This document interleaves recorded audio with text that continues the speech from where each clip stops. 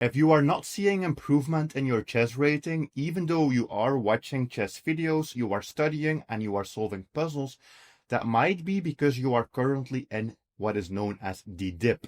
And this is something that I experienced myself as well. And I see this coming back and back again in many of my subscribers and my coaching students. So what is the dip exactly, and how can you escape from this? That is what we are going to be talking about in this video. So the dip is a moment in your chess journey where all of a sudden, even though you are still studying, your rating is no longer going up, or your rating for many people might even start declining, which is also what I had. This is one of the most frustrating periods when you are trying to improve as a chess player, because you are still putting in the work, you are still watching these videos, you are still learning, but you don't seem to make any improvement in your rating. And it feels like you know so much, but yet whenever you are playing a game, you can't seem to use what you know in the correct way to actually win the game. And this is extremely common, and this is actually the moment where most people either quit chess or they just stay stuck in the dip for years and years and years, which is what happened to me.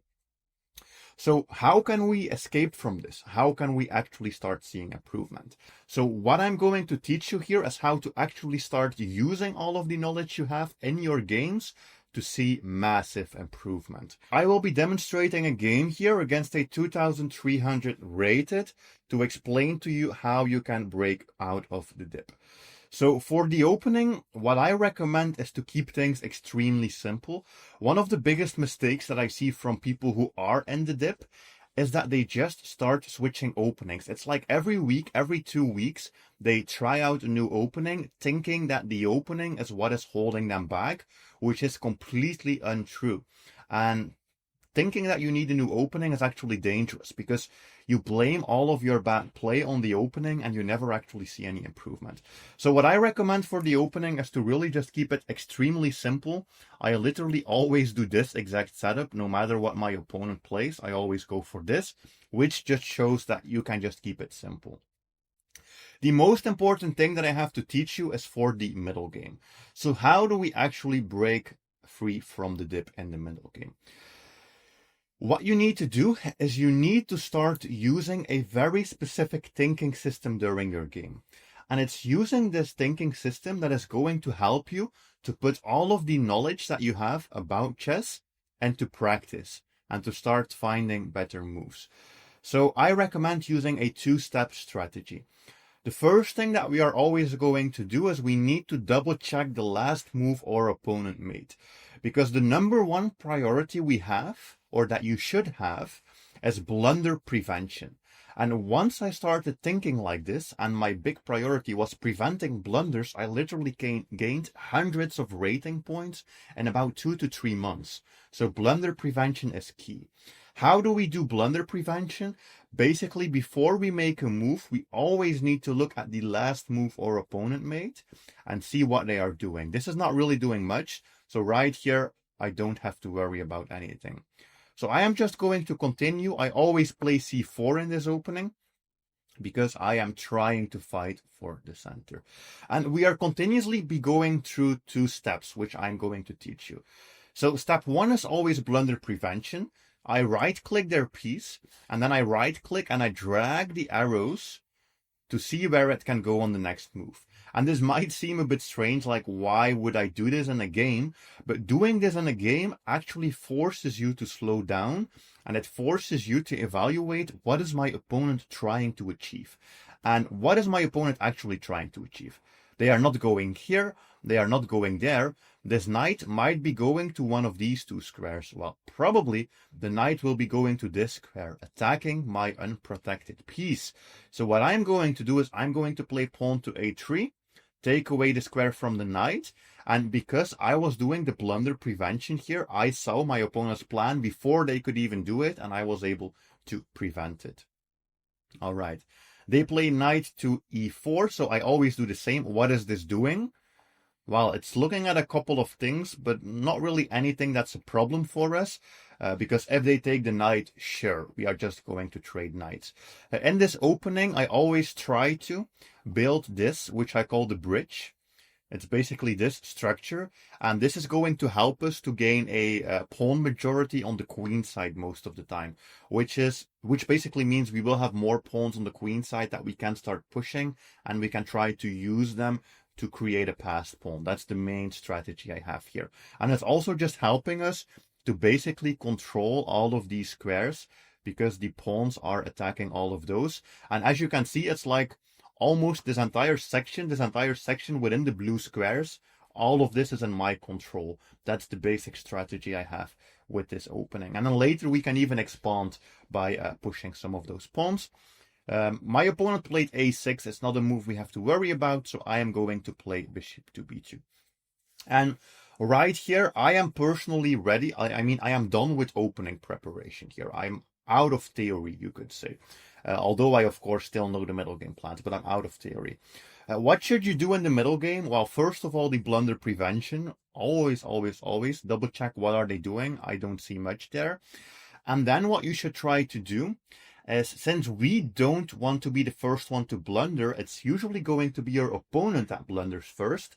And to spot their blunders, you need to treat every move as if you were solving a chess puzzle. What does that mean? Before you make a move, you always need to do a CCT check. You need to look for checks. We don't have any. You need to look for captures.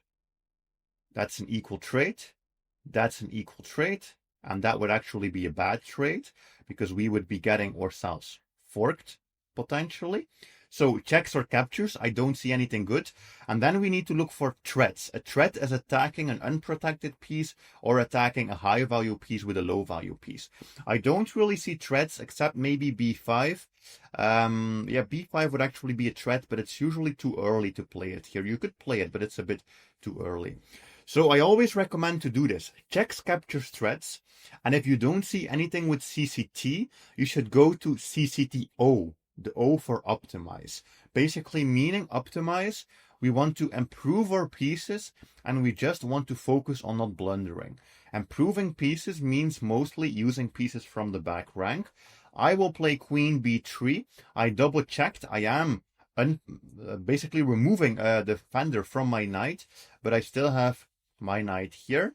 And this, of course, is a good move, because we are lining up the queen with our opponent's king, which might be useful for us. And I think there might even be a potential tactic that we can try here, if I am correct. So my opponent just moved the queen. It's not really doing much. I honestly don't even really know why they do this, maybe to protect that pawn. What we might have here is we might actually have a tactic. So CCT, right? Checks no, captures yes. We captured the pawn, and if they recapture, they are in trouble. Knight takes e4, pawn takes e4, bishop takes e4, and that pawn cannot capture us because it's pinned to the king. So this works. And if they play the in-between move, knight takes d2, I think we can still play knight takes d2. And maybe they play pawn takes there, but it's not looking great for them. They have these split pawns, they have some light squared weaknesses. So I think here we have a puzzle. I think capturing there is a good move. Oh, they capture with the queen. That's not even something that I expected. So we need to double check what's going on here. First of all, this created a backward pawn for them. This is a weak pawn. This is a pawn that we can try to attack in the future. I think the move bishop c4, yeah, makes sense. Attacking the queen. It's a threat, right? CCT, check, capture, threat. It's a threat. And we are also keeping it on this diagonal. It feels like we should have something here, right? So let's calculate together. Checks. Well, the check is not a good plan. We lose a bishop. Captures. Well, that's also a capture. We also have this capture, and this capture also doubles up their pawns, which is great, because then they are going to have isolated doubled pawns. And that is very important, because just giving them doubled pawns, it's not really a good strategy, but giving them isolated doubled pawns is a very good strategy. And isolated means that there are no pawns for them and the adjacent files. So that's why these are isolated, and isolated pawns are very easy to try to pick up and to try to win, as is probably going to happen in this game. Knight to d2. They are being so annoying. Knight to d2. I'm trying to win this pawn, and I'm trying to see if I can attack that queen. So they attack my bishop. And I have a very big rule that you should really follow. It's also going to help you escape from the dip. And the rule is, when you have a problem, you solve the problem. What does that mean? We have a problem, or bishop is under attack. When you have a problem, please just solve it and don't try to be fancy and think like, maybe I can capture here and I will do this counter attack and this and that, because in the end they take the bishop. Oh, okay, so what if we take the queen? They take our queen, but we actually lost a piece in that variation. And if we take this, I don't know, we might still be ending up in a bad position after something like queen d5. Maybe we trade, we do this, and we actually still are down a piece, I see. This is a big problem with smart chess players, because yes, they are smart, they have learned so much, but they are trying to make it too tricky for themselves instead of just keeping it simple. And my simple rule is just, when you have a problem, like we had here, you just fix the problem. You just move your piece. You don't try to play a fancy in-between move. So they play queen to d5. Queen to d5, I am double checking this. It's attacking my queen, but that's protected. So I don't really have a problem. I am definitely not going to trade. That would be one of the most stupid moves I think we could make, because we are helping them to protect their center again. So I'm not going to capture that. I am just going to do the same I always do. CCT, checks, no. Captures, I won't do them. None of them work. Threats, no threats. Optimize. Well, we could use one of these rooks. I will use the A rook to put the rook on the open file, which is for sure an optimization move. Okay, bishop here makes a lot of sense. They are basically just trying to protect the knight. Okay, what are we going to do here? What are we going to do? So, I think I see something. Check, capture, threat. While the king is here, we have captures here. I think the move bishop g4 is a very good move. Let me show you. Bishop here. If they do a random pawn move, we have this move. Bishop e6 with a check and also attacking the queen, which basically would win the queen. So that was a genius plan, but at least I think it was. But they play rook over there, which just protects the pawn. Okay. So this is protecting the pawn. Check, capture, threat. So we need to look at all of our checks, captures, and threats. We have no checks. We do have captures. We can capture the knight, but it's protected twice. We can capture the pawn, but that strategy doesn't really work anymore because they take here. Although I think we have the follow-up move d5, which is actually quite nice. They have to move the queen somewhere, so maybe this will be a plan actually. This might still work. We can also capture the queen, which means they recapture. And when you are going deeper into your calculation, you should basically do check, capture, threat for every move. So this is a capture, so the follow-up moves should also be checks or captures. So we have a check, we have a capture, it doesn't work, and we also have a threat. Bishop to d7 as a threat. It attacks the rook and it attacks the knight, and I actually think that this just wins us material. I think this will just win us the game. Trade, bishop here, attack two pieces at once. Yeah, they move the knight instead of moving the rook. That's okay. And yeah, we won some material there. And you might think, this is unbelievable. How can this happen? But this is really how your games will go if you follow this strategy. We focus all our energy on preventing blunders, and every move they make, we try to treat the position as a puzzle with CCT to see if there is something for free, like this free pawn here, and then we just play from there. We are up 3 points of material, and I have this very big rule. As soon as you are up 2 points of material, you should just trade every single piece. And I am going to try to trade every single piece. I'm going to try to attack my opponent as well. see if I could maybe win something here. And the reason why we do this is because you really don't have to try to be smart. You just have to try to keep things simple. And when you are up material, the most simple thing you can do, what is my opponent even doing? The most simple thing you can do is to just start trading, because every single trade is going to bring us closer to the end game. And the end game is where we are going to be winning. Because if we have extra material in the end game, you always win. If you have a 2-pawn advantage, you should always be winning that. All right, that's an extra trade. This is especially nice. And I think we can just pick up this pawn still. I'm playing a bit faster here, but it's just because it's quite simple. The moment that you are up material, this is just what we do. We just keep trading. And what I did is I created 2 passed pawns. So we have connected passed pawns, and my opponent's king is stuck in a box. It's stuck on this side of the board, which basically just means we can start pushing pawns. And I think honestly I can sacrifice the rook for the knight if I want to, but I don't have to, of course. This knight is a bit annoying, actually, jumping around. Okay, attacking my bishop. All right, this knight is an annoying piece, but I feel like I will actually go here. I feel like we finally have a lot of the squares for the knight covered, which means we want to see if we can keep pushing the pawn. So let's push. Okay. Let's protect it as well, because we don't want to lose it. Okay. I will have to move my rook. I can go here and attack the bishop. All right. We do have to watch out that we don't lose that pawn. Well, you know what? I'm going to lose the pawn. It's okay. If they want to trade, we are just going to trade. We are going to lose a pawn, but it doesn't matter.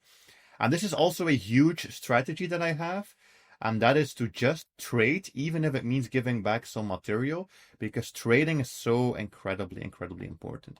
I was almost going to play bishop d6, but bishop d6 just gives away a bishop for free. So it's not a good plan. I'm going to play a6. There should be something. I actually think we have a very funny move. If we move the rook over, that's threatening a checkmate, because the king is actually completely cut off. It's stuck on the back rank. And this actually sets up the checkmate again, because we control all of those squares. So rook there would be a checkmate. All right. So yeah, we are just going to pick up some pawns. Try to pick up some more pawns. This also sets up that checkmate again. So we can give the check. They have to block with the bishop. We can give the check with the pawn. And we have a beautiful move here. I think we have rook takes c8. And if they take back, we are going to promote to a queen. And this is going to be quite easy. We can even pick up all of the pawns. And of course, after we pick up all of these pawns, as long as we don't stalemate the opponent, look at this. I think we can even make 6 queens, but I don't recommend it. So really try using this strategy in your next game. Remember, blunder prevention first, and then use the CCTO, and this will really help you to break out of the dip.